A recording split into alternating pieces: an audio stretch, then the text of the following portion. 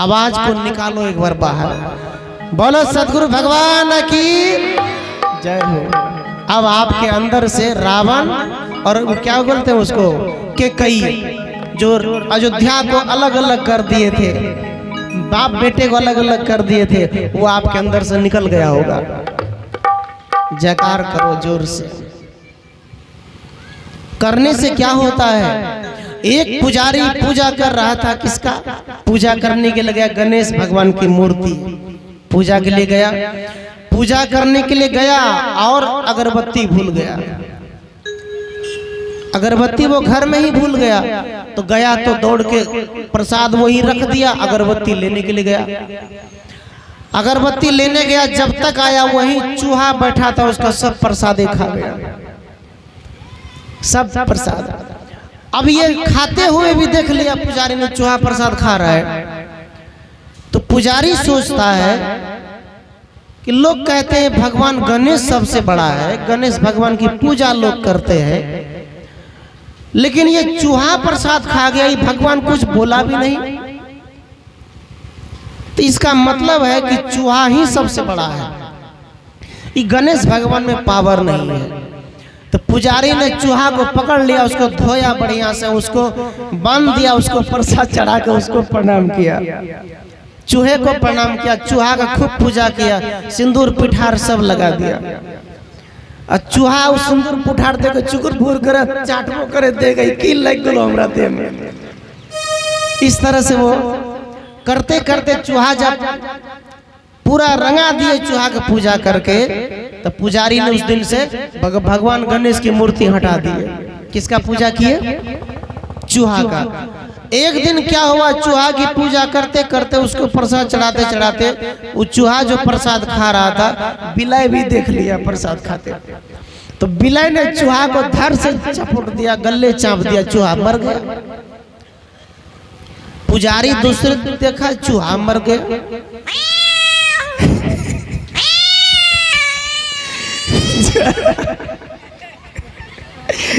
असलो आप लोग घर में दुखी रहते हैं ना, कभी पति पत्नी में बात नहीं होती, कभी सास ससुर में झगड़ा, तो यहाँ हंस लो, हंस कर जाइए। ये है आत्म मगन। आप यहाँ से मीराबाई बन के जाइए। मीराबाई रविदास के भक्ति में मगन हो गई थी। लोग कहते कृष्ण के भक्ति में नहीं, रविदास की भक्ति करती थी मीराबाई। तो पायो जी मैंने राम रतन धन पायो, मीराबाई गाती है। तो बिल्ली जब प्रसाद चूहा को मार के खा गया, तो अंत में क्या हुआ, तब वो पुजारी देखता है कि भगवान गणेश के सामने प्रसाद चढ़ाए तो वो भी नहीं कुछ कहे, चूहा खा गया। चूहा का पूजा किया तो बिल्ली खा गई। अब बड़ा कौन है, इसका मतलब बिल्ली है बड़ा है। तो क्या किया पुजारी ने, बिल्ली का पूजा शुरू कर दिया। बिल्ली को खूब मान आदर, उसको धोया, उसको बढ़िया से वो टिक्का उका लगाए, फूल फूल छीटे, तो बिल्ली भी खुश हो गई कि क्या है भाई, चूहा को हमारे प्रसादों मिला, आज हम सेवा भी कर रहे हैं, करने लग गए। अब उसी आंगन में बिल्ली घूमती थी रोज। अब पूजा कर दिया तो मिल गया ना पुजारी से, तो डर तो नहीं है। अब क्या हुआ, उसी के आंगन में पड़ोसिया कुत्ता आ गया। कुत्ता ने बिल्ली को झपट करके मार दिया। अब प्रसाद कुत्ते खा गया सब। पुजारी कहता है ना तो वो गणेश भगवान बड़ा है, ना चूहा बड़ा है, ना बिल्ली बड़ी है, अब तो सबसे बड़ा कुत्ता ही है। तो कुत्ता का पूजा शुरू कर दिया। कुत्ता का पूजा होने लग गया। कुत्ता की रोज 2 रोटियां मिलने लग गए, कुत्ता को खाना मिलने लग गया, कुत्ता की पूजा धूप अगरबत्ती होने लग गया। तो पुजारी ये समझता था कि जो मार दिया वही तो बड़ा है। अब क्या हुआ, एक दिन कुत्ता अब घर में रहने लग गया। कुत्ता का आदत ठीक नहीं था, वो 4-5 दिन 10 दिन होवे किया था पूजा करते करते। कुत्ता को ट्रेनिंग मिलेगा तब न समझेगा कहाँ मुंह देना है। उसकी पत्नी जो है आटा सान करके गई बाड़ी में जरना लेने के लिए, कुतवा आटे में मुंह दे दिया। पत्नी एले होने से लगा मुंगरा कुत्ता का। कुत्ता को जब मारने लग गया तो कुत्ता भमिए मतलब रोते रोते कुत्ता का डांड तोड़ दिया। पुजारी आए, पत्नी से कहा तुम मेरे क्या कहा कि तुम मेरे भगवान को तू कैसे मार दिया? नहीं मारना चाहिए, भगवान को क्यों मार दिया? अब ये सोचा पुजारी, जब ये भगवान गणेश में पावर नहीं, चूहा में पावर नहीं, बिल्ली में पावर नहीं, कुत्ता में पावर नहीं, मेरे भगवान को तो मेरी पत्नी ने मार दिया, तो मेरी पत्नी से कौन बड़ा? पति ने पत्नी की पूजा शुरू कर दिया। पति ने पत्नी का पूजा शुरू कर दिया कि तू ही सबसे बड़ी है देवी, क्योंकि तू मेरे घर की लक्ष्मी है, चल आज से तेरी ही पूजा शुरू है। जब उनका पूजा पति ने शुरू कर दिया तब पत्नी लाज से रोज पति का पूजा शुरू कर दिया। रोज कहा कि आपकी पूजा हम करेंगे, आप यही ना हमसे करवाना चाहते हैं, चिढ़ाते हैं तो हम करेंगे। पति का पूजा रोज रोज शुरू कर दिया। उस दिन से दोनों में जो झगड़ा होते थे वो भी खत्म हो गया, दोनों बंद हो गए। जब पति पत्नी में पूजा शुरू हो गया तो वही पूजा सास ससुर का भी पुतो करना शुरू कर दिया, क्योंकि पूजा बड़ा का होता है। तो दोनों बड़े, पति ने कहा कि मैं मेरी पत्नी बड़ी, तो पत्नी ने कहा मेरे पति बड़ा। दोनों को ज्ञान हो गया तो कहा मेरे माता पिता बड़ा। दोनों करने लग गए। हुआ कि नहीं ज्ञान? इसलिए सज्जनों, आप एक बार अपने आप से पूछो कि बड़ा कौन बड़ा है? बड़ा आप हैं, दूसरा कोई बड़ा नहीं है। आपकी बड़ाई में ही भगवान की बड़ाई है, दूसरे और कोई बड़ा नहीं। आपकी बड़ाई अंतर आत्मा की सोचन शक्ति बढ़ेगी। ये है बड़प्पन, ये है मूल ज्ञान। इसलिए सज्जनों, हर आदमी को अपनी एक पहचान करनी चाहिए कि ऐसे कौन बड़े हैं। साहेब कबीर ने कहा, तेहि साहेब के लागों साथा, दुई दुख मेट के हो सनाथा। कहा उस साहेब के साथ लगो, उस गुरु के साथ लगो जो तुम्हारे दुख को मिटा दे। पैसा का दुख नहीं। इस मंच से सभी साधु आपको एक 500-500 रुपए दे दे तो आपका दुख खत्म होगा? है तो दुख खत्म? 500-500 टका जब सब बैठ देता है तो दुख खत्म आ सके नहीं है। लेकिन 500 रुपए कमाने का बुद्धि, बचाने का बुद्धि, चलने का ज्ञान दे दे तो आप सुखी हो जाएंगे।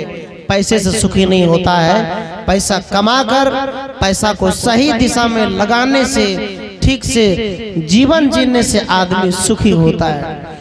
अब आप कहेंगे कि साधु संत के पास कोई जमीन नहीं। ऐसे बहुत ऐसे आश्रम है जिसमें जमीन नहीं होता है। मेरे आश्रम में तो 1 कट्ठा भी जमीन नहीं है। 10 दूर जमीन है, 2 कमरे, 1 किचन, 1 बरामदा, थोड़ा सा आगे में गाड़ी पार्किंग। ये होता है। लोग कहते हैं जमीन भी नहीं। जमीन वाला आश्रम भी सुखी नहीं है, बड़े जमींदार किसान भी सुखी नहीं है। जिसके पास कम है, हुनर है, ज्ञान है, वही सुखी है कि नहीं? सज्जनों, आज उस द्वार पे सत्संग में बैठे हैं जिनका नाम है लक्ष्मी साहेब। बोलो सदगुरुदेव भगवान की जय। और मैं कल से आया हूं तो मुझे उनकी कमी महसूस हो रही है। भोजन के समय भी और अन्य समय भी उनका कमी मुझे खटक रहा है। जब उस आंगन में भोजन हुआ करते थे तो उनका नियम, सिस्टम, टाइम एकदम फिक्स। वो कहते थे पहले सब खा लेगा तब हम खाएंगे। दिन भर खड़े रहते थे और ये नहीं सोचते थे कि ये मेरा दूसरा है, अपना ही है। उनका जीवन से हमें कुछ प्रेरणा लेनी चाहिए। वो पढ़े लिखे नहीं थे कहते हैं, लेकिन सुन करके याद उनको बहुत था। बीजक भी याद था उनको। भजन भी बिना याद, जैसे कि पढ़े लिखे नहीं। आजकल देखो हम लोग तो पढ़े लिखे हैं, लेकिन हम लोग को बहुत सी डायरी मैनेजमेंट करना पड़ता है। मेरे पास 4 डायरी है भजन की, मैं रोज एक भजन लिखता हूँ। क्यों? क्योंकि जगह जगह पे लोग फरमाइश करते भजन का, विवाह का, जैसे विवाह में गए सत्संग, वहाँ भी उस भजन टाइप गाना पड़ेगा, श्राद्ध में गए वहाँ गाना पड़ेगा, जन्मदिन में गए वहाँ भजन गाना पड़ेगा। तो अलग अलग प्रकार के लिखना पड़ता है। हमको उतना याद नहीं रहता है। हमारे सूरदास पढ़े लिखे नहीं, मुँह जवानी ही याद है। घर में तीर्थ मनवे मंदिर हम काहे को जेबे, सुने थे आप? इसको कहते विवेक की आंख। यही कबीर साहब कहते हैं, क्या कहते हैं? पट खोल तो को प्यू मिलेंगे। वो कहते हैं अंदर का जो पट है उसको खोल ले। खोलने का मतलब समझदारी को बढ़ा ले। अंदर की आंख, अंदर की समझदारी जब काम करती है तो वही मनुष्य किसी भी परिस्थिति में सुखी रहता है। तो लक्ष्मी साहब तो अब चले गए। उनके साथ 2 बार मंच पे मुलाकात हुई, 2 बार, और मुझे 2 बार उन्होंने अपने हाथों से भोजन भी करवाया। और ये जितने लोग हैं बैठे, ये सबको खिलाए उन्होंने। और हमसे वो प्रेम तो रखते ही थे कि साहब, मतलब हम तो उनसे उम्र में बहुत छोटे हैं, वो तो हमारे दादा के समान है, लेकिन तब भी वो मेरे सामने झुक जाते थे तो हम भी उनसे झुकते थे। आप तो मेरे दादा के समान है, आप बड़े हैं, हम तो छोटे बच्चे हैं। भले हम आज के युग में कुछ लोग को समझा पा रहे हैं, लेकिन याद रखना बुजुर्ग लोग के पास बैठना चाहिए लड़के को। क्यों बैठना चाहिए? मेरे दादाजी जब एक लाठी होता है, गनिया लाठी, समझते हैं, जिसमें छेद नहीं होता है, वो लाठी एक दिन काट के लाए जब मैं छोटा था, घर पे था। आज से 17-18 साल पहले की बात है। वो जब लाठी काट कर लाए तो बैलगाड़ी के पहिया में उसको घुरा में सेक के सीधा किया। थम के बुढ़वा इतना जल्दी सीधा करे ला एकदम 1 महीना बाद करियो। क्या कहते थे? नहीं, नुनू, नुनू मतलब बच्चा, अभी नहीं करबे ना तो ये लाठी सीधा न है तो अहिने रे जी टेढ़े, ऐसे बोलते थे। लेकिन आज मैं उस बात को याद कर रहा हूं तो वो सच बोल रहे थे। उसका ये कहना था कि लाठी अभी लाए, अभी घुरा में सेक के सीधा करेंगे तो अभी खिंचा है, जिधर मोड़ेंगे मुड़ जाएगा, और जब ये सूख जाएगा, अकड़ जाएगा तो न सीधा होगा, वो टूट जाएगा। ऐसे ही यदि आपकी बेटा 20 बरस का हो जाएगा तब आप उसको सीधा करेंगे तो वो आपसे भी टूट जाएगा, माँ बाप से दूर हो जाएगा। हम अलगे में रहो, जा अपन रहो, अपन खा बनावा खा, टूट जाएगा कि नहीं? सीधा नहीं होगा। अगर आप अपने बेटे को सीधा करना चाहते हैं तो जब से जन्म लिया तब से सीधा करो, उसको मार के सीधा मत करो। आप खुद सीधे सीधे चलो, बच्चा भी आपके साथ सीधे सीधे चलेगा। चलेगा कि नहीं? एक महिला पूजा कर रही थी तो पूजा के समय वो यहाँ पे तिलक यहाँ लगाती थी, वो निकल के आई, बच्चा पूरे मुंह कान में अपने जब निकल ले। कैसे? क्योंकि उसकी माँ ने तिलक किया तो बच्चे भी क्या किया? तिलक लगाना नहीं आता, इसलिए लेप लिया पूरे।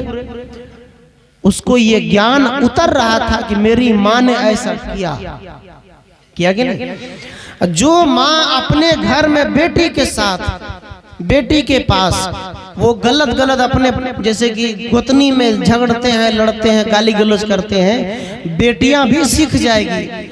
जो पोती अपने दादी की सेवा यहाँ नहीं करती है, ससुराल में वो सोच कर नहीं देख सकते। वो अपने दादी की सेवा करो। इसलिए कहा बुजुर्ग के पास, मतलब बूढ़े लोग के पास बैठने से ज्ञान होता है कि नहीं? ज्ञान होता है। बूढ़े लोग के पास बैठो, उनके पास बैठने से मन में हमारी कुछ आदत थी बचपन से ही। बूढ़े बुजुर्ग जो पहले संत मत का सत्संग गांव में हुआ करते थे तो सब में पहुंच जाते थे, बैठते थे, सुनते थे। और उसका प्रभाव दादाजी भी साधु, उसके बाद पिताजी भी महाकीर्तनिया पहले, अब तो छोड़ दिए, अब सत्संग भजन में लग गए। उसका संस्कार हम दो भाई पे आ गए, तो हम दो भाई भी घर से मतलब विरक्त होकर कहीं न कहीं आश्रम में रहकर, अब पिताजी बीमार पड़े तो पिताजी की सेवा के लिए भी पहुंच जाते हैं जब कहते हैं। तो हमारा मकसद ये है कि घर छोड़ दिए तो माँ बाप को याद नहीं करेंगे, घर छोड़ दिए तो माँ बाप यदि दुखी है तो वहां पहुंचकर सेवा जरूर करेंगे, सुखी है तो और बेटा है करेगा। ये होता है साधना का मूल उद्देश्य, क्योंकि कबीर साहब ने भी यही किया था, कमा कमा करके घूम घूम करके गली गली में सत्संग ज्ञान का प्रचार किया। तो ये लक्ष्मी साहब, तो उनका जो समाधि हुई तो आरती दी गई। आरती कौन दिए है? जय कुमार जी, बड़े बड़े हैं भाई में, जय कुमार जी आरती दिए। आरती का मतलब क्या होता है? कुछ लोग जला देते हैं, क्या कहते हैं? मुंह में आग के दल के। अभी बताबियो कि मुंह में आग दिल जैसे ककरो छटपटा के मारना नहीं। देखो क्यों गाड़ते हैं? गाड़ने का मतलब है कि कुछ लोग धरती के नीचे खड्डा खोद के उसमें ध्यान करते हैं। कुप्पा घाट जानते हैं? नीचे में ध्यान करते थे। और भी बड़े ऋषि मुनि हैं, कबीर साहब के बनारस में भी गुफा है, वहां कबीर साहब ध्यान करते थे। तो मिट्टी के नीचे में यदि आदमी को गाड़ दे तो 1 मिनट 2 मिनट सांस जरूर रोक लेगा, वो कहीं ना कहीं से सांस ले लेगा, लेकिन जैसे आग सताएगा छटपटा जाएगा तुरंत। गाड़ने का मतलब होता है यदि हम जलाते हैं तो यदि कोई बीमारी है, कोरोना वायरस में जिसको था तो उसको धुआं नहीं करने दे रहे, वो नहीं फेंका होने। गाड़ना मतलब ये एक प्रकार के जो खाद्य पदार्थ में मिल जाना, कीड़े मकोड़े के भोजन बन जाना, उनको भी कुछ मिल जाता है। जला देने से ये थोड़ी सी अच्छा नहीं होता है, इसलिए गाड़ना उचित होता है। हमने आपने मिट्टी से पैदा लिया, मिट्टी में दे दिया। तो यहाँ लक्ष्मी साहब का जो समाधि दी गई उसका आरती किया जय कुमार जी ने। अब ये आरती करने का क्या मतलब होता है? आरती जलाए उसको आरती किया, है ना? आप किसी गुरु को बुलाते हैं, थोड़ा कपूर बाती दे के उसकी आरती करते, क्यों? आरती एक होता है जो आप लोग आते तन मंदिर में कीजिए, सबकी आरती अलग अलग होती है। अब कबीर साहब आरती है, आरती गरीब निवाज साहिब आरती हो। उस समय में हिंदू मुसलमान कट्टर थे, तो दोनों को समझाने के लिए कहा तुम चाहे निवाज पढ़ो, चाहे तुम इबादत करो, चाहे मंदिर जाओ, बात एक ही है, अपने आप को दोनों ठीक रखो। मिलाने के लिए साहब ने ये आरती कही कि साहिब आरती हो, आरती करो सदगुरु साहिब की, जहां सब संत समाज। आप जब संत को बुलाकर आरती करते हैं तो इसका मतलब क्या होता है? हम बड़े गुरु की, ज्ञानी गुरु की आरती करते हैं कि मेरे मस्तिष्क यहाँ जो तिलक करते हैं, यहाँ पर एक दीपक जले, ज्ञान की दीपक, समझदारी की दीपक। इसलिए हम आरती करते कि मेरे अंदर भी वो शक्ति आ जाए, मेरे अंदर भी वो रोशनी आ जाए, देखने का, दुनिया देखने का। कितने लोग कहते हैं गुरुजी आप जब से आए मुझे तो एकदम लगता है कि मेरा सब कुछ बदल गया, कहते कि नहीं? ये क्या है? आरती मतलब मन को आपने जगा लिया, तो उन्होंने आरती की। आरती जो करता है उसका क्या नियम होता है? मान लीजिए कोई खैनी खाता है, खैनी खा के आया, आरती करने लग गया, तो गुरुजी खुश होगा? नहीं होगा ना। कोई आया, कोई शराब पी के आरती करने लग गया, नहीं होगा। आरती का मतलब होता है आप जिसका आरती किए हैं वो एक संत थे, और आपको भी आज से उसी दशा में जीना पड़ेगा। आपको उनकी मान मर्यादा का ख्याल रखना पड़ेगा, आपको उनके रास्ते पर चलना पड़ेगा। जैसे लक्ष्मी साहब कहीं दौल में जाते थे, निमंत्रण में जाते थे, आपको भी कभी कभी सत्संग में जाना भी पड़ सकता है, क्योंकि आपने आरती की है।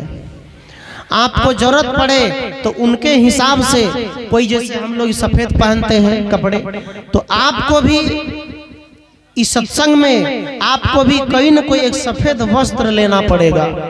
नीचे साइड में, ऊपर में आप कोई पढ़िए, लेकिन धोती के रूप में आपको लेना ही पड़ेगा, क्योंकि आपने संत की आरती की है, समाधि दी है, तो आपको इसका मतलब होता है उत्तराधिकारी। आप धन दौलत लोभ लालच से दूर हो करके, लेकिन आपको उनकी ये जो घर है, जैसे यहाँ आज संत आते हैं, तो आज से संत का आना जाना बंद नहीं होना चाहिए। साल में एक बार उनके नाम पर भंडारा जरूर आपको करना पड़ेगा। आप लोग इसमें तैयार है कि नहीं है? बोलिए, तैयार हो तो हाथ उठाइए। गुम भले संत के नाम पर, जैसे आज हम आए हैं, यदि हम अगले वर्ष नहीं आ पाएंगे तो आप ग्रामीण संत ही मिल करके गांव में सत्संग करके भोज भंडारा उनके नाम पे कर देना। हमारे सुकेला में बहुत संत महात्मा है, इस गांव में भी है, तो आप कहीं नजदीकी संत को बुलाकर सत्संग भंडारा आपको करना पड़ेगा। ये वार्षिक उनके नाम पे चलाना पड़ेगा, ये नियम होता है। ये होता है आरती करने वाला का दायित्व। आरती किए भूल गए, बिसर गए, नहीं हुआ तो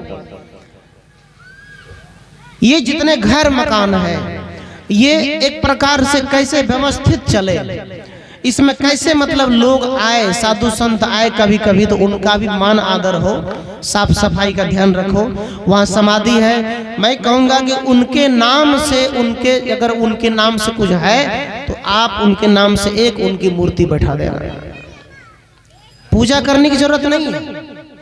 सद्गुरुदेव की जय। केवल देखने के लिए आप उसको देखेंगे तो उनके जितने भतीजे, वो मन में तो रहेगा कि उनका कोई नहीं था, लेकिन उनका नाम तो नहीं मिटेगा। नाम को जिंदा रखने के लिए वहाँ एक बैठा देना। वो पूजा के लिए नहीं बोल रहा हूँ, उनके नाम के लिए बोल रहा हूँ, क्योंकि वो बहुत सरल थे, विनम्र थे। तो क्या नाम है इनका, नाम भी भूल जाते हैं, उनका भतीजा जो था जय कुमार। मैं यही बात कहना चाहूंगा जय कुमार जी, आप खैनी, बीड़ी, गांजा, भांग, इन सब से आपको दूर रहना है और इससे हट के रहना है।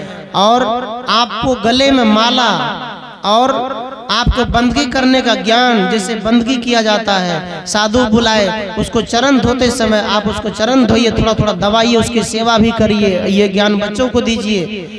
इसमें भक्ति करने में लालच नहीं, इसको हटा दो, उसमें कोई घमंड नहीं। मुझे याद है जब मैं यहाँ आया था तो विदाई के समय ये उनसे पूछने गया था की दवे हो साहब के, की दवे, तो उन्हें कहा अरे की दबन जी लागले साहब का दान जो खुशी थोड़ा छे, मतलब आदेश लेना। याद रखना, मैंने कहा एक बात, दो भाई था, दोनों भाई में फसल उपजाया, दोनों अलग अलग था, अलग अलग था, तो दोनों का ढेरी लगा हुआ था धान का। एक भाई ने क्या किया, उसका बोरी उठा के इसमें मिला दिया, अपना बोरी उठा के अपने में ले लिया।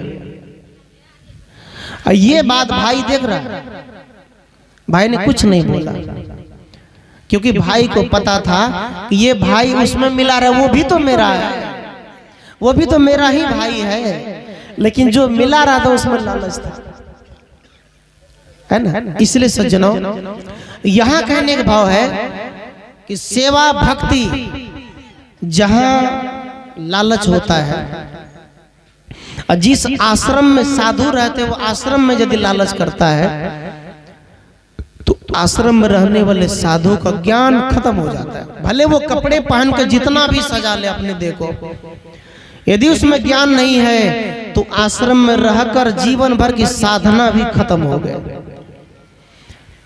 कबीर साहब एक राजा के घर में गए तो राजा को कहा, राजा ने कहा कबीर साहब से कि आप ये बताइए सुख क्या है, सुख क्या है।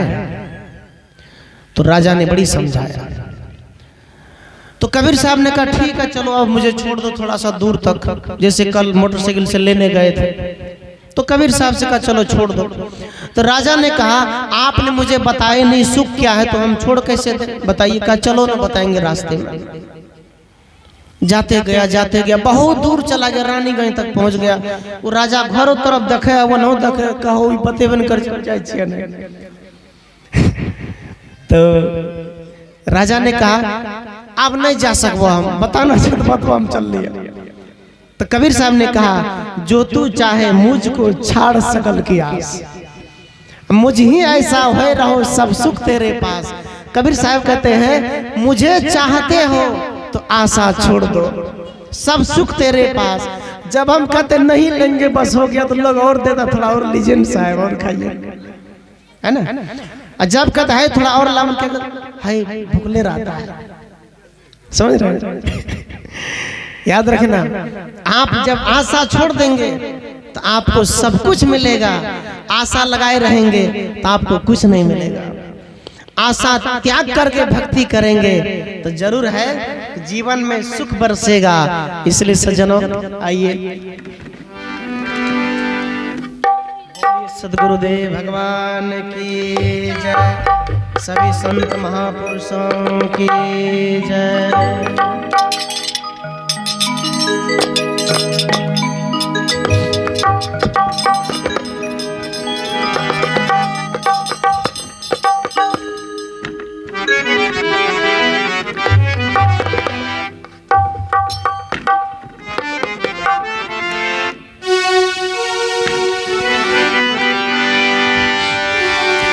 नैया लगेगी तेरी पार,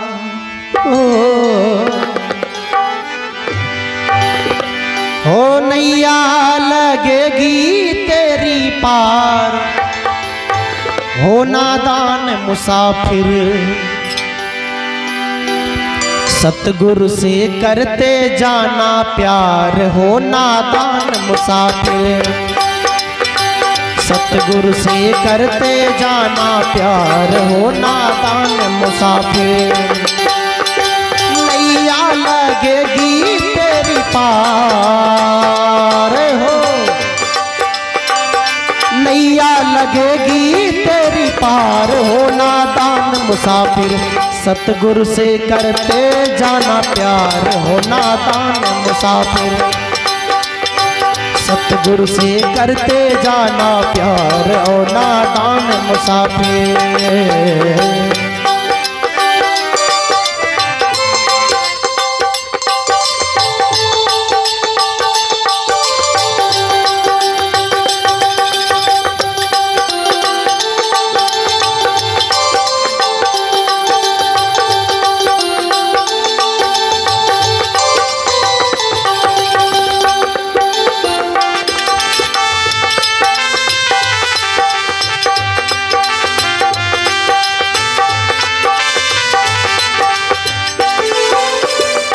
तब कहते हैं जब तक है जोश जवानी बिगड़े हर बात बनानी, जब तक है जोश जवानी बिगड़े हर बात बनानी। भजन कहता है जवानी में जोश में आकर निर्णय नहीं लेना चाहिए। जो जोश में निर्णय लेता है उसका नुकसान होता है। जोश में सत्संग करो, जोश में सेवा करो, जोश में खेती करो, जोश में सदगुरु को बुला लो, साधु को बुला लो, ये जोश पैदा करो। जब तक है जोश जवानी बिगड़े हर बात बनानी,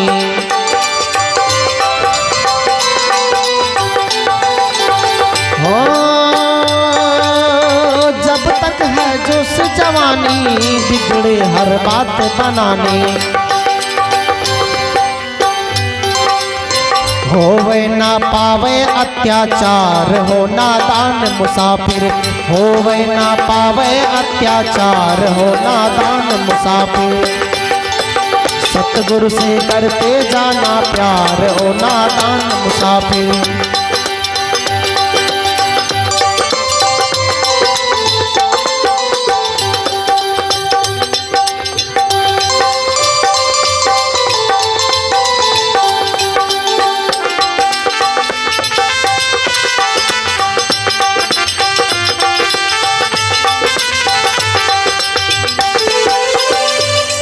तब कहते हैं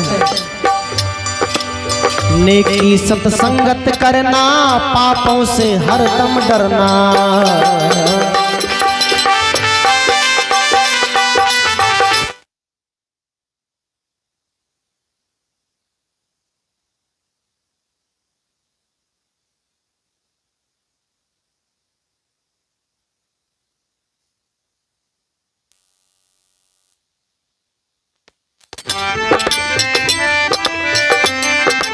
हेलो।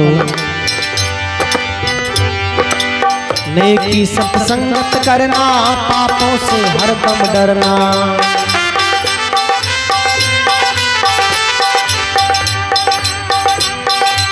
नेकी सत्संगत करना, पापों से हरदम डरना।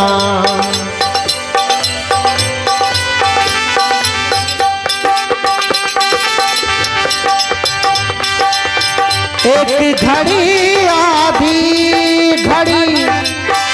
आधी में पुनियाद हो। एक घड़ी आधी में पुनियाद। तुलसी संगत साधु के हर कोटि अपराध। नेकी सत्संगत करना, पापों से हरदम डरना।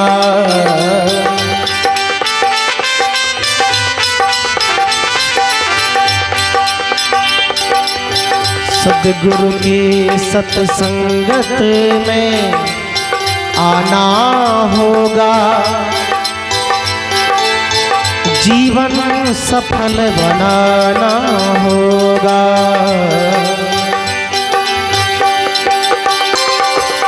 जिस दिन गुरु जी तेरा दर्शन होगा, जिस दिन गुरु जी तेरा दर्शन होगा, उस दिन सफल मेरा जीवन होगा। उस दिन सफल मेरा जीवन होगा।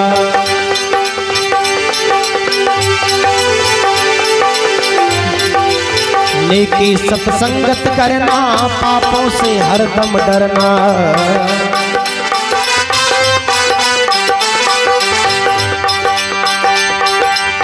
तेरी होवेगी जय जयकार हो, तेरी होवेगी जय जयकार हो। नादान मुसाफिर सतगुरु से करते जाना प्यार हो। नादान मुसाफिर तेरी होवेगी जय जयकार हो। नैया लगेगी तेरी पार हो। नादान मुसाफिर सतगुरु से करते जाना प्यार हो। नादान मुसाफिर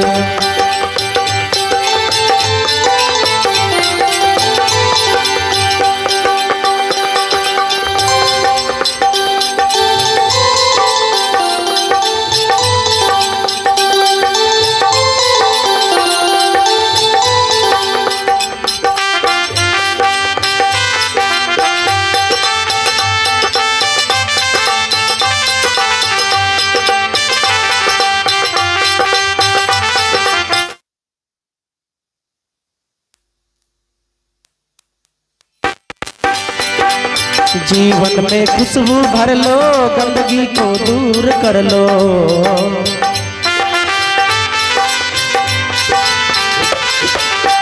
भजन कहता है ये जो सेंट परफ्यूम मार के लोग चलते हैं, तो इस खुशबू से जीवन सुंदर नहीं होता है। संस्कार ज्ञान भक्ति का खुशबू फैलाओ। जीवन में खुशबू भर लो, गंदगी को दूर कर लो।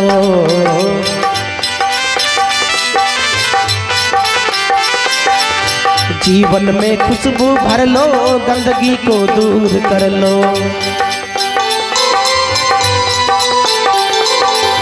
होना जो चाहे बेड़ा पार, हो नादान मुसाफिर। होना जो पावे बेड़ा पार, हो नादान मुसाफिर। जीना जो चाहे दिन चार, हो नादान मुसाफिर। सतगुरु से करते जाना प्यार हो। सतगुरु से करते जाना प्यार, हो नादान मुसाफिर। सतगुरु से करते जाना प्यार, हो नादान मुसाफिर। सतगुरु से करते जाना प्यार, हो नादान मुसाफिर। नैया लगेगी तेरी पार, हो नादान मुसाफिर।